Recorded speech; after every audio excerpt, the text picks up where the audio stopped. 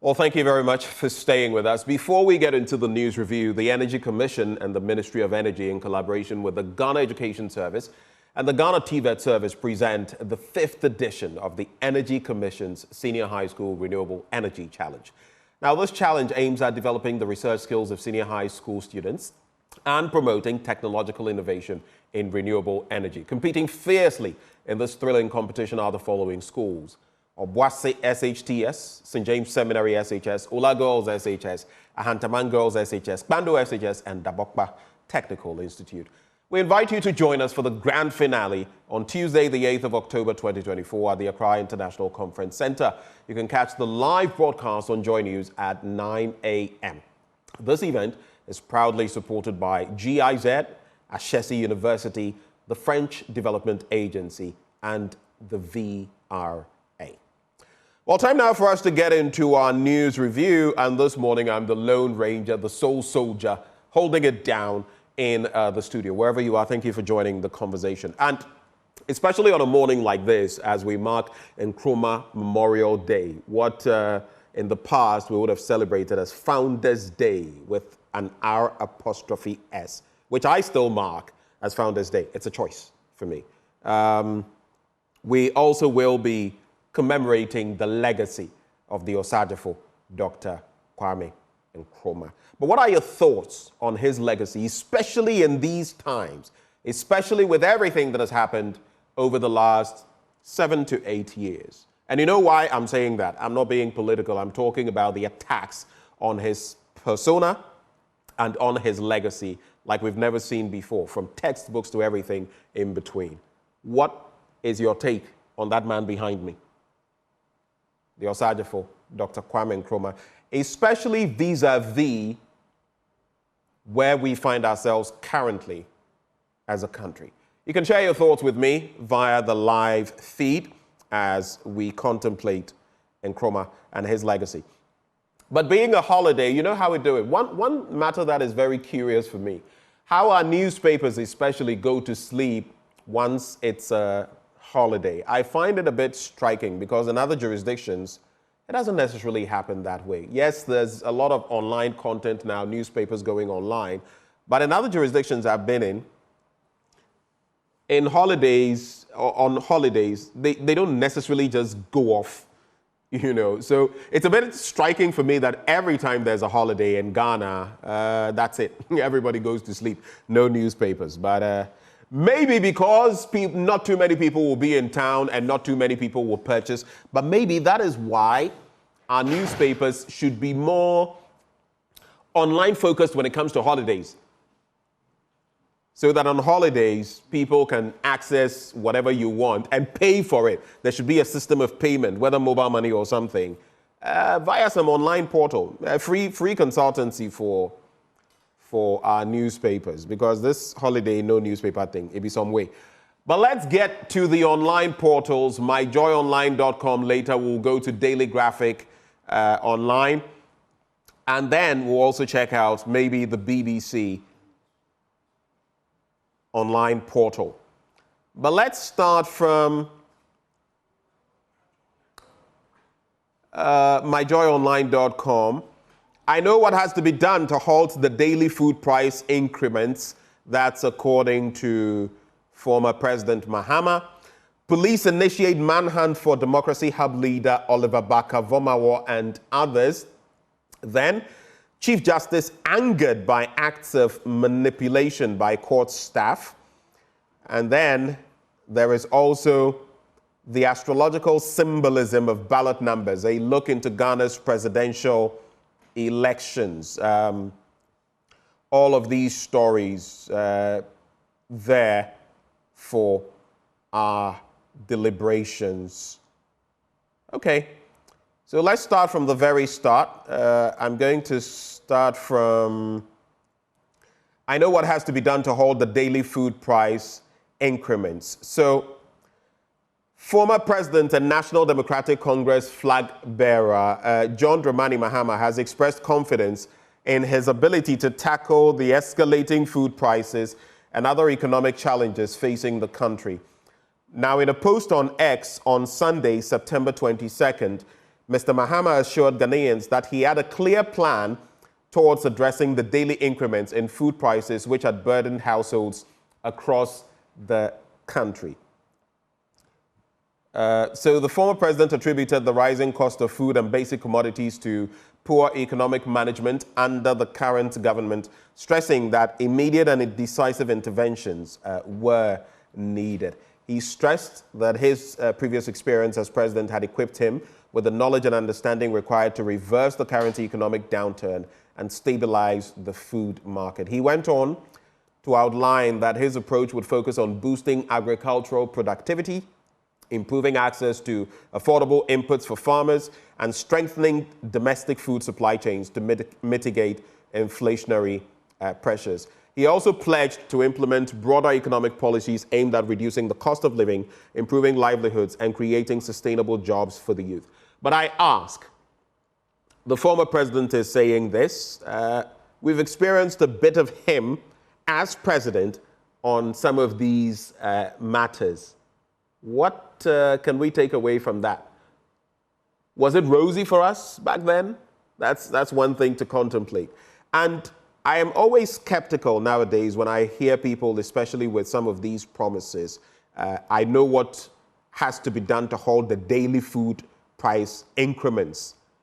This administration, for example, some of the things that former President Mahama talks about in agriculture and others, they have tried a few things that have failed woefully. So I take some of these comments from political actors with a pinch of salt, a grain of salt, because wait, unless I see it, honestly nowadays that's the way I've become, very skeptical. Unless I see it in real life, I get very skeptical. What has this administration, for example, not told us that they would do? But look at where we are. If you watched the news, you would have seen Dr. Matthew Opoku Prempeh, the running mate of the MPP, talking about galamsey and everything in between. What has his administration, what have they not promised us? With the president himself putting his presidency on the line. Yet where are we?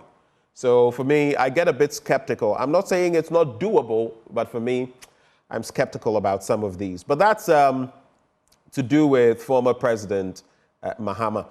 Let's get into this other story. We were talking about the Stop Galamsey Now and Reoccupy Julobi House demonstration. And yesterday I was mentioning that it was quite a situation if you were going to use anywhere around the 37 enclave or heading to the Lands Commission or connecting into cantonments. It was pretty problematic, right?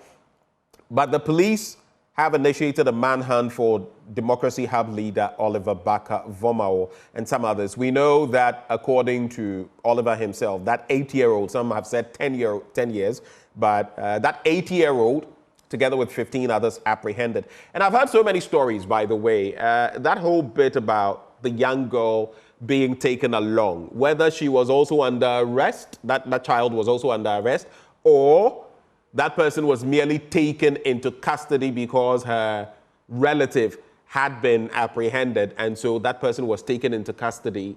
There's a bit of nuance there. It leaves you scratching your head a bit about police and the protocols they observe, because think of that for a young, a child, basically, being bundled into whatever by the police, psychologically. I don't know. I don't know what mechanisms we have in place on that, but it's a bit troubling as far as I am concerned. But if you go to that story, the Ghana Police Service has confirmed the arrest of several members of the Democracy Hub group for engaging in illegal activities during a demonstration at the 37 roundabout in Accra. Let me pause there. What were they doing? Yes, you blocked the road. It created huge traffic. That was not cool. That was not cool. I mean, the fact that you are expressing sentiments that some others may, express as well, does not mean you should block the entirety of. I know how these things have happened. I've seen Nigeria and other countries. I've seen Kenya.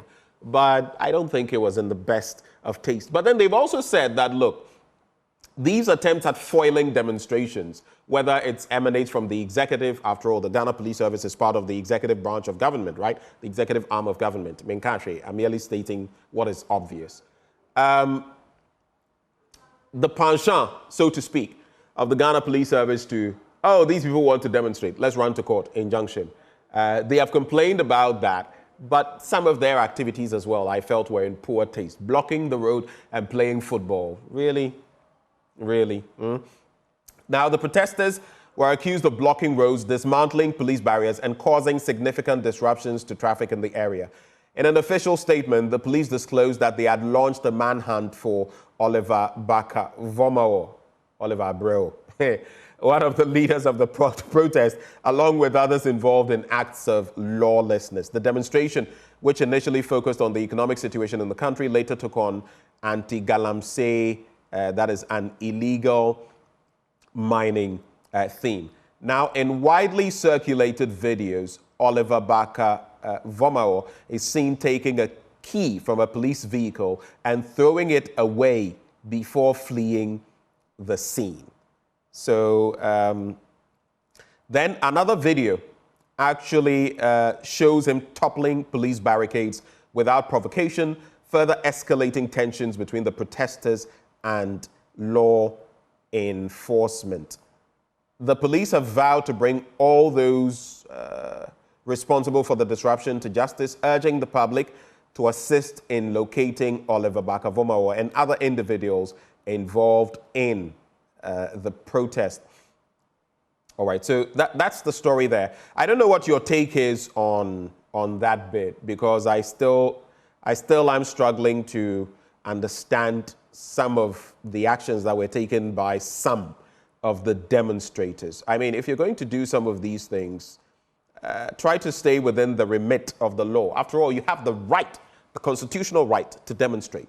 Yes, I know that constitutional right is being frustrated through the state's apparatus, and it's clear for everybody to see, but I feel that when you demonstrate and you show certain maturity, then over time, it will stymie the efforts, it will fetter, tie the hands of some of these forces that always try to, oh, they want to go on demonstration, oh, they want to be violent. Because when you go on demonstrations and do this, then those very parties can latch on to it and say, oh, these people, they are always violent. Oh, these people, they will go and create, traffic situations or congestion, vehicular congestion. Do you see how it is used to funnel back against the exercise of our legitimate rights?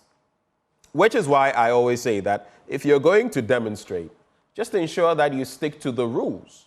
Stick to the rules. And another thing, I feel the Ghana Police Service is too happy going to court sometimes when it concerns, look, even the White House, they picket at the White House.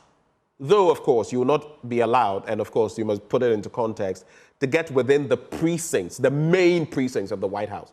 But I've seen people picket the White House, Washington, D.C., the surrounding areas. Here, you'll be told security zone. You can't even get within, from the Revolution Arc or area, the monument, right? Christ the King is there. On the other side, you have the Jubilee House, among others. I feel our politicians are too protected in this country. Far too protected. It's not to say expose them to anything, but in other jurisdictions, even the ones that our leaders claim to emulate, leaders are not insulated like this, cocooned in some sort of safety. And that is also part of why they are able to do a lot of nonsense and get away with it, because they have a certain cocoon they are in. You can't touch them. Leaders sometimes must feel the anger, the angst, the suffering, the annoyance of the people. Sometimes it's not about the person doing anything to you. No person should be allowed to visit any evil on any leader, physically or whatever, in whatever means. But I'm saying sometimes people simply want to pour out their grievances, and that is it. Allow them to pour out their grievances and then calm down so that the tensions don't escalate further. But if you slap someone and the person wants to shout, "Why did you slap me?" and then you put a muzzle on the person so that they can't even shout, "Why did you slap me?" I mean, it's like adding insult to injury, and who knows what could emanate from that. That's my thinking. But please, demonstrators, violence has never won anything, or excessive actions have never led to anything. I know some people will be watching trying to misquote me. I'm not saying that any of those things, those actions are right. But I'm saying there seems to be this penchant as well by our police service, sometimes unnecessarily.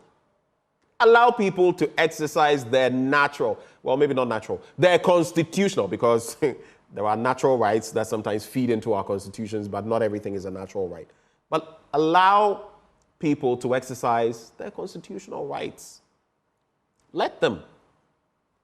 You know, it's interesting how in the past we had some of the biggest demonstrations in the 90s, Kume Preko, Sieme Preko, Vieme Preko, all of those, and people were allowed to go on. Of course, there was the infamous, those incidents when the Let My Vote Count Alliance also hit the streets and some people were affected. I believe that was where Gabi, and I stand corrected if memory doesn't serve, was given a slap or something of the sort. All those things were in very bad taste, very poor taste. Someone lost an eye, and we've seen that in subsequent demonstrations. In this administration as well. Go back, I just one after a demonstration I had covered around, you know, what's that place called? Obra Spot in Circle. You had someone, eye gouged out, stone throwing and all of that. I mean, we can do without these things. Then there is Chief Justice angered by acts of manipulation by court staff. I want to quickly get into that matter. So Chief Justice Gertrude Araba Esaba Saki Tokolo has expressed serious concerns about the handling of land litigation cases by some staff members within the Judicial Service, accusing them of exploiting the system for personal gain. Now, she revealed that some court officials have been manipulating land documents in favor of specific individuals in exchange for bribes, undermining the integrity of the judiciary. Justice Tokonu made these remarks during a meeting with Judicial Service staff in Cape Coast as part of the 50th anniversary celebrations of the Judicial Service Staff Association.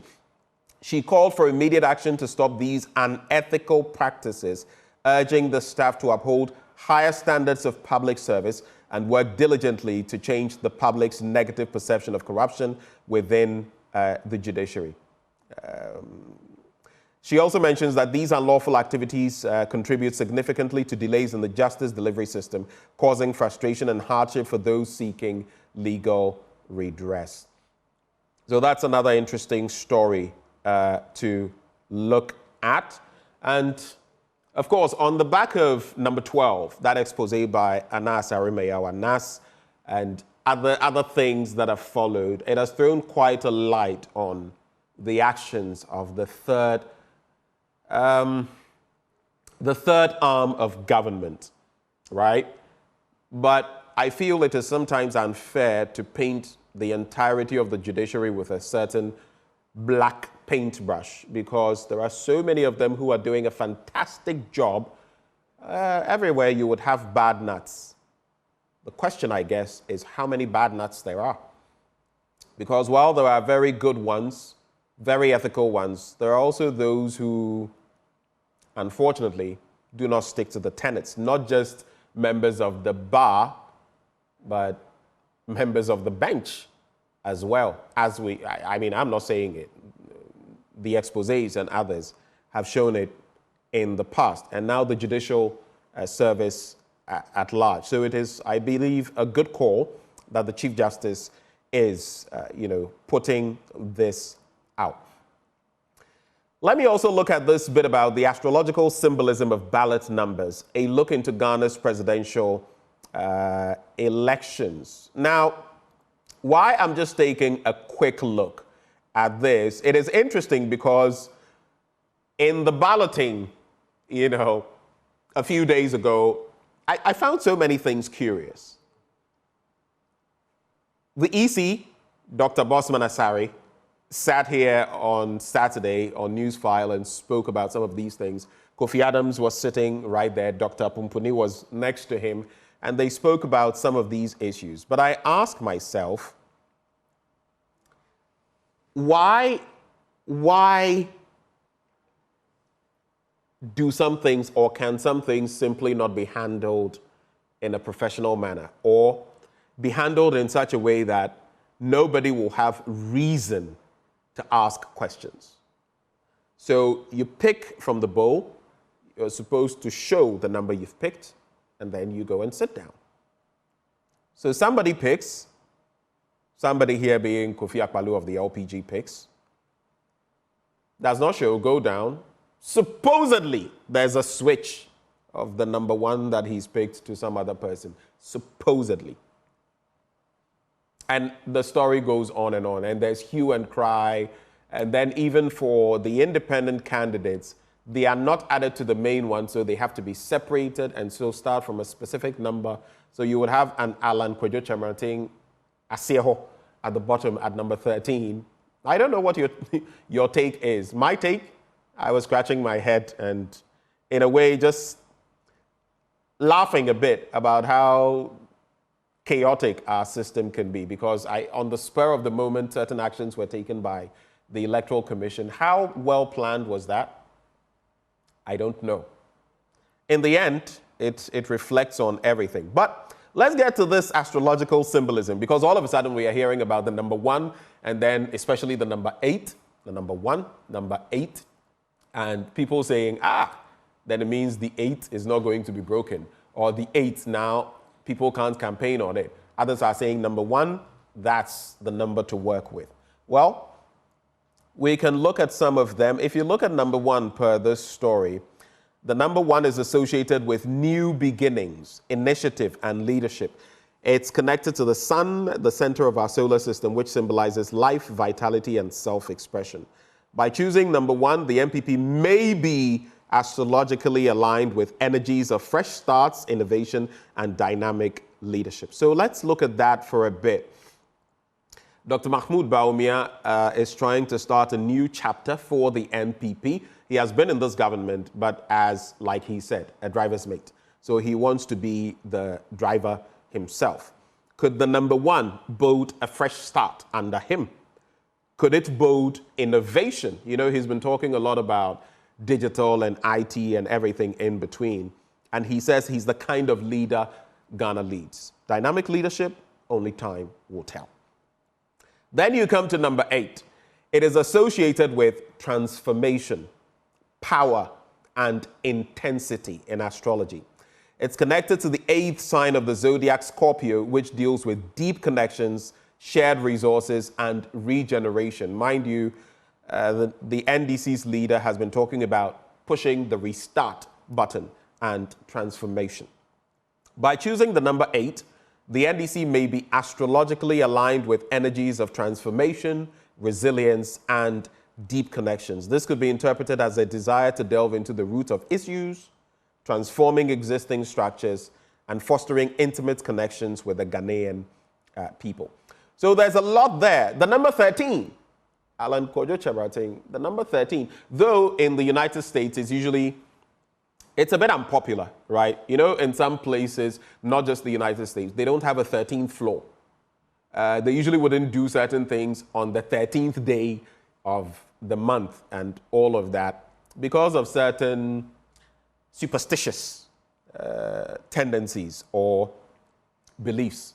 I don't believe in those things. Every day is a good day. Some people will say 6 and 666 are masa. All of those were created by God. I don't really pay attention to those. But these are astrological, meanings and symbolism. I don't know what it means for you. You can share your thoughts on what it means for you as far as these numbers are concerned, and what it means for the campaign of these parties.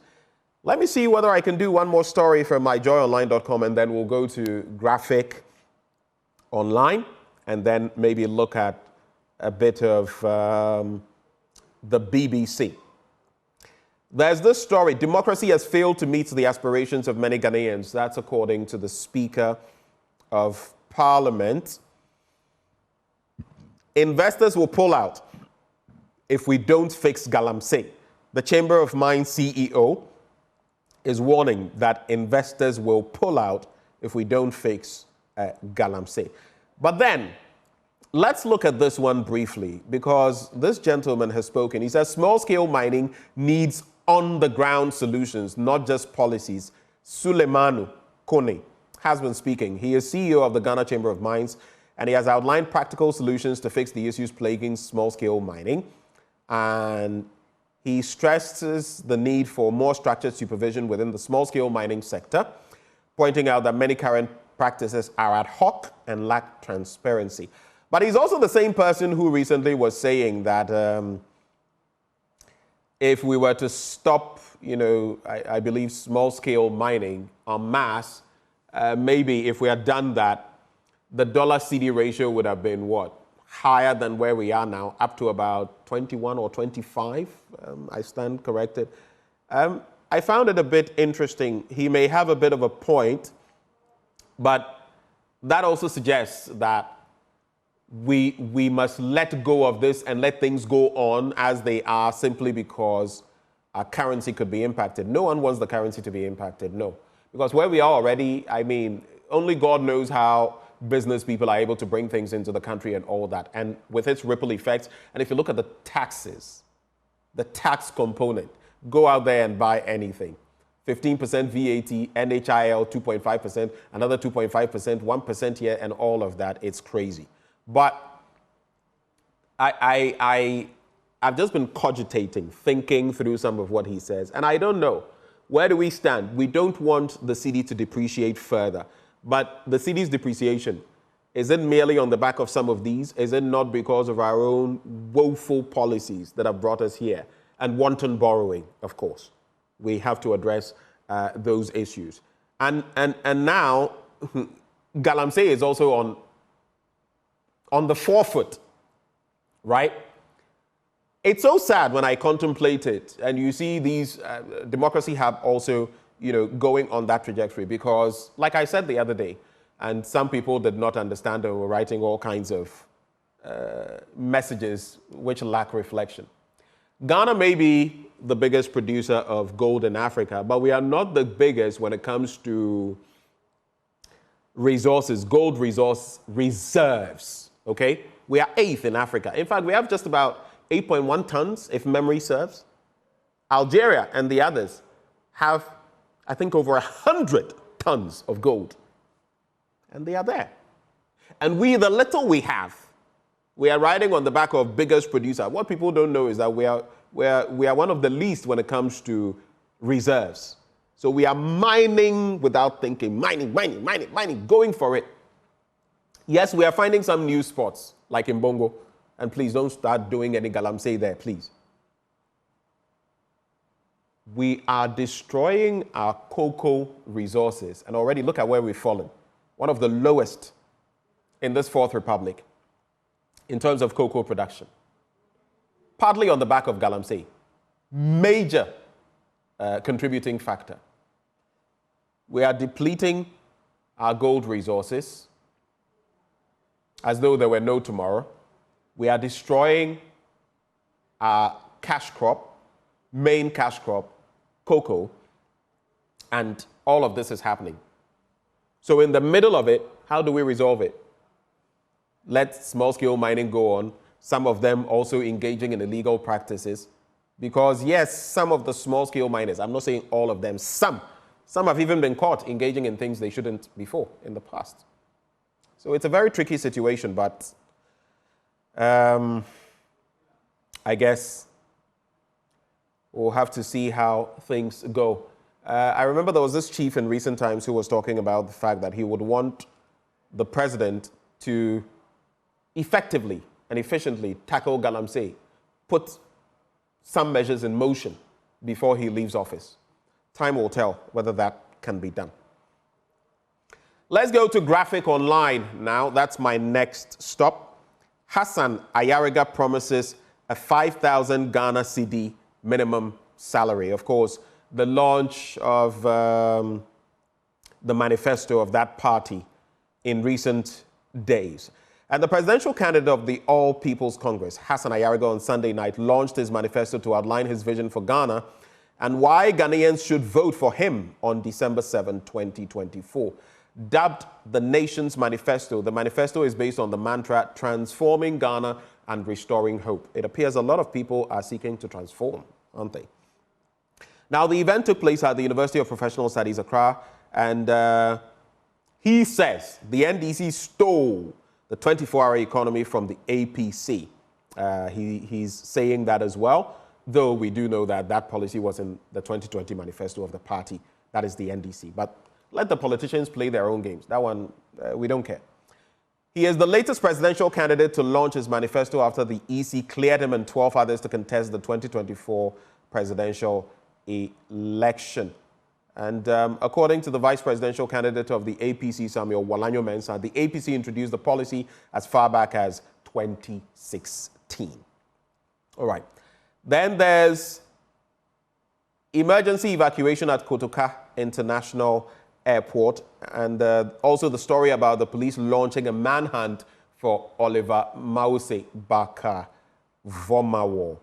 And Elizabeth Sam unveiled as Kofi Akpaloo of LPG's vice presidential candidate. Let's see whether we can just take some headlines from the BBC, and then we can call it a wrap as far as this review is concerned. And it's still ongoing. You do know about that offensive. Israel tells people in Lebanon to move from Hezbollah targets as extensive strikes begin. There was that initial strike, which somewhat surprised the Israelis as far as, you know, the Iron Dome or its security measures are concerned. Then there was the pager explosions, which also exposed on the Hezbollah side many vulnerabilities. Many people died in those skirmishes. And now it appears there's some escalation. The UN Secretary General, I should say, actually, has expressed concern about some of these developments and how they could escalate, developing into some sort of regional tussle. We know about Hezbollah and its support from Iran, and we also know about Israel and what has happened on the back of those attacks over a year ago, in the month of October, I believe. It's so interesting how these dynamics are playing out across the world. Russia, Ukraine, there's Sudan, something many people don't talk about. Even Ethiopia in a very maybe minimal way. And there's also this Gaza situation that seems to be escalating. God save our world, really. But this is how we're going to draw the curtains on the news review for this morning. I see some of the comments coming through, and I laugh sometimes. You can go ahead and use your data however you feel. It's your right as a Ghanaian to do that. It's interesting how some of these party foot soldiers on both ends, sometimes they will not even listen to the full length of what you said. They will listen to a little part and go, and then another one will come and listen to another part and go, hey, without even reflecting on what you're saying. I always say that for young people in this country, I feel really sad because a lot are either not thinking through issues, they are so polarized by the politics that they can't see beyond their political noses. They are not thinking. And I'm saying this very respectfully. Go out there, speak to people, young people. Some people, ask them why they'll vote for the NDC, why they'll vote for the MPP. Some of the things they will tell you will shock you. And you ask yourself, are we sensitized enough towards why we should even vote for politicians? Do we have the right expectations? Do we know what the Constitution says we deserve as Ghanaians? You'll have some I'll swallow that word, sending in comments. And on the other end, some of them too, because they are bootlicking foot soldiers. Anything from this side is right. Anything from that side is wrong. For others, anything from this side is right. Anything from that side is wrong. once we continue like that, success as a country will elude us because we will never be able to rally around the red, gold, green, and black and do the right thing. It will always be politics ad infinitum, politics ad nauseum. And what will that lead to? The politicians will play ping pong with us and in the end, dump us like they've always done. But I guess the choice is in your hands and mine. So let's choose wisely. This message comes through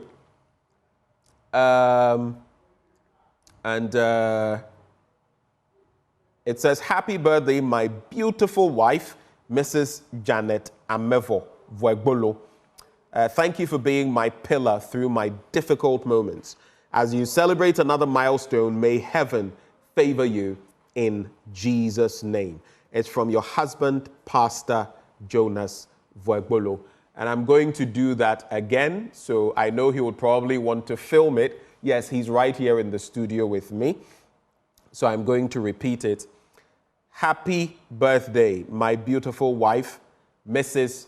Janet Amevo Vuegbolo. Thank you for being my pillar through my difficult moments. As you celebrate another milestone, may heaven favor you in Jesus' name. And it's from your husband, Pastor Jonas Vuegbolo. And that's that. I also just had a bird whisper into my ears that our very own Seth Kwame Boateng celebrated his birthday in recent days. A belated happy birthday to you, my brother. God bless and keep you. Before we go, hello Ghana, your favorite radio stations are back on a tune in. I'm talking about Joy FM, Love FM, Adom FM, Inshira FM, among others. But guess what? I'll tell you a lot more about them after the break as we gear up for sports. Do stay.